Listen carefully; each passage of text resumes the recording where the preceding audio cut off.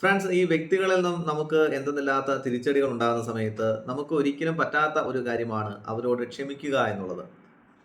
അവരോട് ക്ഷമിക്കാതെ വരുമ്പോൾ അതൊരിക്കലും അവരെ വേദനിപ്പിക്കുന്നില്ല. അത് നമുക്ക് തന്നെ ഭാരമായി മാറുകയാണ് ചെയ്യുന്നത്. ഇപ്പോൾ എന്തെന്നില്ലാത്തൊരു ദേഷ്യവും വിദ്വേഷവും പകയും ഒക്കെ നമ്മുടെ മനസ്സിൽ വെച്ച് പുലർത്തുമ്പോൾ സത്യത്തിൽ അത് ആരെയെങ്കിലും വേദനിപ്പിക്കുന്നുണ്ടോ? ആരെയും വേദനിപ്പിക്കുന്നില്ല. പിന്നെ ആരെയാണ് വേദനിപ്പിക്കുന്നത്? നമ്മളെ മാത്രമാണ്. അപ്പോൾ ന്യായമായ ഒരു ചോദ്യം നമുക്ക് ഉണ്ടാകും. സ്വയം നമ്മൾ ചോദിക്കുന്നുണ്ടാകും. "ചേട്ടാ, ഞാൻ എന്തിനാണ് അവരോട് മാപ്പ് പറയുന്നത്? അല്ലെങ്കിൽ ക്ഷമ ചോദിക്കുന്നത്? അവരല്ലേ തെറ്റ് ചെയ്തത്?"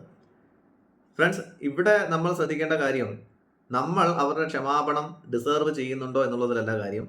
നമുക്ക് സമാധാനമുണ്ടോ? അവര് ക്ഷമ പറഞ്ഞാലോ പറഞ്ഞില്ലെങ്കിലോ നമുക്ക് സമാധാനമുണ്ടോ എന്നുള്ളതാണ് നമ്മുടെ കാര്യമെന്ന് പറയുന്നത്. സാരമില്ല, എന്തായാലും നമുക്ക് വേണ്ടത് സമാധാനമാണ്. ആ സമാധാനം നമുക്ക് കിട്ടണമെങ്കിൽ നമ്മൾ ആദ്യം ചെയ്യേണ്ട കാര്യം നമ്മുടെ അഭിനയം ആദ്യം നിർത്തുക എന്നുള്ളതാണ്. എന്താണ് നമ്മുടെ അഭിനയം എന്ന് ചോദിച്ചു കഴിഞ്ഞാൽ, നമ്മൾ മറ്റുള്ളവരുടെ മുൻപിൽ ഇങ്ങനെ വളരെ സ്ട്രോങ് ആണ് എന്നുള്ള രീതിയിലൊക്കെ അങ്ങോട്ട് പ്രിറ്റൻഡ് ചെയ്യാൻ തുടങ്ങും. അപ്പൊ അങ്ങനെ പ്രിറ്റൻഡ് ചെയ്യുന്ന സമയത്ത് നമ്മുടെ ഉള്ളിലുള്ള ഇമോഷൻസിനെ നമ്മൾ എന്ത് ചെയ്യാണ്? സപ്രസ് ചെയ്യാണ് ചെയ്യുന്നത്. ഇത് നമ്മൾ ഒറ്റയ്ക്കൊക്കെ ഇരിക്കുന്ന സമയത്ത് വീണ്ടും നമ്മുടെ ഉള്ളിൽ ഇങ്ങനെ പുകഞ്ഞുകൊണ്ടിരിക്കും. അതായത് നമുക്കിപ്പം എന്തെങ്കിലും വർക്കിൽ ഫോക്കസ് ചെയ്യുന്ന സമയത്തോ, അല്ലെങ്കിൽ നമ്മുടേതായിട്ടുള്ള സെൽഫ് പ്ലഷർ നൽകുന്ന ആക്ടിവിറ്റീസിലൊക്കെ ഫോക്കസ് ചെയ്യുന്ന സമയത്തോ നമ്മളെ ഇതിങ്ങനെ കൂടുതലായിട്ട് ഇങ്ങനെ ഡിസ്റ്റർബ് ചെയ്തുകൊണ്ടേയിരിക്കും. എന്താണ്? നമ്മളിതിങ്ങനെ ഉള്ളിൽ ഒതുക്കി ഒതുക്കി നടക്കുകയാണ്. ആ സംഭവങ്ങളൊക്കെ, ആ ഇമോഷൻസ് ഒക്കെ മുകളിലേക്ക് ഇങ്ങനെ നമ്മളെ ഡിസ്റ്റർബ് ചെയ്തുകൊണ്ടേയിരിക്കും. അപ്പോൾ ഇവിടെ നമ്മളത് ഇങ്ങനെ നമ്മൾ സ്ട്രോങ് ആണെന്ന് പ്രിറ്റൻഡ് ചെയ്യാതെ ആദ്യം നമ്മൾ അതിനെ അക്സെപ്റ്റ് ചെയ്യുക. ഇങ്ങനെ ഒരു പ്രശ്നം എനിക്കുണ്ട്. ഞാൻ മുറിവേൽക്കപ്പെട്ടിട്ടുണ്ട്. ഞാൻ എന്താണ് ഇപ്പോൾ ഒരു ഹീലിംഗിലേക്ക് മാറേണ്ടതായിട്ടുണ്ട് എന്നുള്ള രീതിയിൽ മനസ്സിനെ ആദ്യം ഒന്ന് പറഞ്ഞ് മനസ്സിലാക്കുക. ശേഷം നമ്മൾ ചെയ്യേണ്ട കാര്യം എന്താണെന്ന് വെച്ച് കഴിഞ്ഞാൽ, നമുക്ക് ആരോടെങ്കിലും ഇത് തുറന്നു പറഞ്ഞു കഴിഞ്ഞാൽ ഭയങ്കരമായിട്ടുള്ള ഒരു ആശ്വാസം കിട്ടും. നിർഭാഗ്യവശാൽ പലർക്കും ഇത് ആരോടും തുറന്നു പറയാൻ കഴിയില്ല. ചിലപ്പോൾ നമ്മുടെ പേരൻസിനോടോ അല്ലെങ്കിൽ പാർട്ട്ണറിനോടോ അല്ലെങ്കിൽ മക്കളോടോ അല്ലെങ്കിൽ ഫ്രണ്ട്സിനോടോ ആരോടും തുറന്നു പറയാൻ പറ്റാത്ത ഒരുപാട് കാര്യങ്ങൾ നമ്മുടെ മനസ്സിൽ നമ്മളിങ്ങനെ സേവ് ചെയ്ത് വെച്ചിട്ടുണ്ട്. അതിങ്ങനെ നമ്മളെ നിരന്തരം ഡിസ്റ്റർബ് ചെയ്തുകൊണ്ടിരിക്കുന്നു, ഇറിറ്റേറ്റ് ചെയ്തുകൊണ്ടിരിക്കുന്നു. അതിൻ്റേതായിട്ടുള്ള പ്രശ്നങ്ങൾ നമുക്കുണ്ടാവുകയും ചെയ്യുന്നു.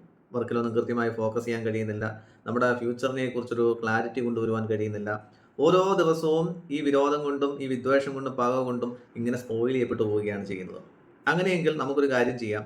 ഒരു വ്യക്തിയോട് തുറന്ന് പറയുന്നത് പോലെ തന്നെ ഉള്ള ഒരു പ്രോസസ്സാണ് ഒരു ബുക്കിലേക്ക് നമ്മുടെ ഈ പ്രശ്നങ്ങൾ എന്താണോ, ആരോടും ഇതുവരെ തുറന്ന് പറഞ്ഞിട്ടില്ലാത്ത കാര്യങ്ങൾ എന്താണോ അത് മുഴുവനായിട്ട് എഴുതി വെക്കുന്നത്.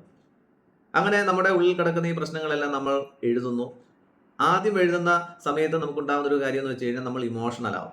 അതായത് ചിലപ്പോൾ നമുക്ക് എന്തെന്നില്ലാത്ത ദേഷ്യം വരും, എന്തെന്നില്ലാത്ത ഒരു സങ്കടം വരും, എന്തെന്നില്ലാത്ത ഒരു നിരാശ വരും. പക്ഷെ അത് കാര്യമാക്കണ്ട. അപ്പോൾ നമ്മൾ സാധാരണയായി ചിന്തിക്കുന്ന ഒരു കാര്യമുണ്ട്. "ശ്ശെടാ, ഞാനിതൊക്കെ മറന്നിരുന്നയാണല്ലോ. വീണ്ടും അത് ഓർമ്മിപ്പിക്കുന്ന രീതിയിലേക്ക് ആയല്ലോ കാര്യങ്ങൾ" എന്നൊക്കെ ചിന്തിക്കേണ്ടി വരും. പക്ഷെ അത് സാരമില്ല. നമ്മൾ ആദ്യത്തെ പ്രാവശ്യം എഴുതുമ്പോൾ അങ്ങനെ തന്നെയാണ്. എന്നാൽ രണ്ടാമത്തെ പ്രാവശ്യം എഴുതുമ്പോഴോ ആ ഇമോഷൻസ് ചെറുതായിട്ട് കുറഞ്ഞു തുടങ്ങും. അതിങ്ങനെ കുറേ പ്രാവശ്യം ഇങ്ങനെ റിപ്പീറ്റ് ചെയ്ത് ഇങ്ങനെ എഴുതിക്കൊണ്ടിരിക്കുമ്പോൾ നമ്മുടെ ആ ഒരു നെഗറ്റീവായിട്ടുള്ള ഇമോഷൻസ് നമ്മളിൽ നിന്ന് റിലീസ് ചെയ്ത് പോകുമെന്നുള്ളതാണ്. പിന്നീട് നമുക്ക് എന്താണ്, നമ്മുടെ മനസ്സിനെ ഒന്ന് കൂളാക്കി മാറ്റാൻ കഴിയും. അപ്പോൾ ഇത് നിങ്ങളൊന്ന് പ്രാക്ടീസ് ചെയ്ത് നോക്കുക. അതായത് നിങ്ങൾക്ക് വേദന ഉണ്ടാക്കിയിട്ടുള്ള കാര്യങ്ങൾ, നിങ്ങളുടെ ഉള്ളിൽ വിദ്വേഷമുള്ള കാര്യങ്ങൾ, പകയുള്ള കാര്യങ്ങൾ എന്താണോ അത് ബുക്കിലേക്ക് ആദ്യം എഴുതുക എന്നുള്ളതാണ്. അങ്ങനെ കുറേ പ്രാവശ്യം എഴുതി വരുമ്പോഴേക്കും നമുക്ക് എന്തെന്നില്ലാത്ത മാറ്റം ഉണ്ടാകും, ഉറപ്പാണ്. ഒപ്പം തന്നെ നമ്മൾ ചെയ്യേണ്ട ഒരു കാര്യമാണ്, നമ്മൾ ചാനലിൽ തന്നെ അപ്ലോഡ് ചെയ്തിട്ടുള്ള ഓപ്പനോ പ്രയർ, ഒരു ഹീലിംഗ് പ്രയർ ആണ്. ഈ ഹീലിംഗ് പ്രയർ കൂടി നിരന്തരമായിട്ട് പറയുന്നത്, "I am sorry, please forgive me, I love you, thank you." അതിനെക്കുറിച്ച് വിശദമായിട്ട് തന്നെ ഞാൻ അതിനകത്ത് പറഞ്ഞിട്ടുണ്ട്. ആ വീഡിയോയിൽ പറഞ്ഞ കാര്യങ്ങൾ കൂടി ചെയ്യുകയാണെങ്കിൽ നമുക്ക് നമ്മളെ തന്നെ നല്ല രീതിയിൽ ഹീൽ ചെയ്യാൻ കഴിയുന്നതാണ്. അപ്പോൾ ആദ്യം നമ്മൾ ശ്രദ്ധിക്കേണ്ട കാര്യം, നമുക്കുള്ള പ്രശ്നം എന്താണോ അതിനെ അംഗീകരിക്കുക. ഇങ്ങനെ ഒരു വിദ്വേഷം, പക, ബുദ്ധിമുട്ട് എൻ്റെ മനസ്സിലുണ്ട്, അതിനെ നമ്മൾ അങ്ങോട്ട് അംഗീകരിക്കുക. ശേഷം നമുക്ക് ആരോടും തുറന്ന് പറയാൻ പറ്റാത്ത കുറേ കാര്യങ്ങളുണ്ട്. ആ കാര്യങ്ങളെല്ലാം എടുത്ത് ബുക്കിലേക്ക് എഴുതുക. അത് എത്ര പ്രാവശ്യം റിപ്പീറ്റ് ചെയ്ത് ഓരോ ദിവസം കഴിയുന്തോറും റിപ്പീറ്റ് ചെയ്ത് എഴുതാമോ അത് എഴുതിക്കൊണ്ടേയിരിക്കുക. എഴുതും തോറും നമ്മുടെ ഇമോഷൻസ് ഇങ്ങനെ റിലീസ് ചെയ്യപ്പെട്ടുകൊണ്ടേയിരിക്കും. നമ്മളിൽ നിന്ന് ഇല്ലാതായി പോകും.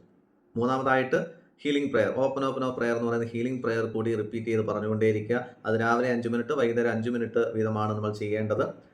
അപ്പോൾ അങ്ങനെ ചെയ്തു വരുമ്പോൾ നമുക്ക് എന്തെന്നില്ലാത്തൊരു സമാധാനവും സന്തോഷവും ഒക്കെ ഉണ്ടാകും. നമുക്ക് നമ്മുടെ വർക്കിലേക്കൊക്കെ ഫോക്കസ് ചെയ്യാൻ കഴിയും. എന്തെന്നില്ലാത്തൊരു ആന്തരികമായിട്ടുള്ള സ്വാതന്ത്ര്യം, സമാധാനം, ഇതൊക്കെ നമ്മുടെ ജീവിതത്തിലേക്ക് വന്നു ചേരുമെന്നുള്ളതാണ്.